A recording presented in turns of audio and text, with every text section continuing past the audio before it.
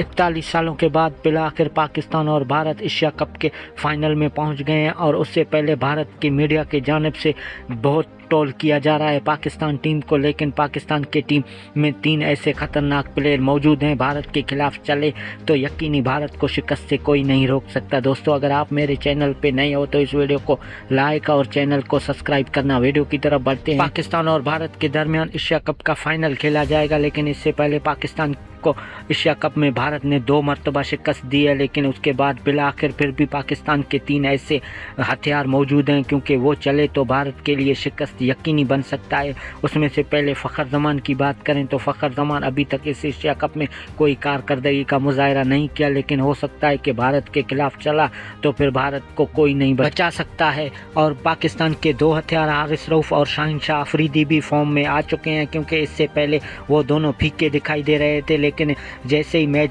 चलते गए हारिस रऊफ और शाहीन शाह अफरीदी भी फॉर्म में आना शुरू हो गए। पाकिस्तान के पहले ओवरों में शुरू के ओवरों में शाहीन शाह अफरीदी ने विकेट लिए तो भारत के लिए यकीनी खतरा हो सकता है और भारत को शिकस्त का भी सामना करना पड़ सकता है। और पाकिस्तान को चाहिए कि एशिया कप में भारत को शिकस्त देकर अपने 2 मैचों का बदला भी लें।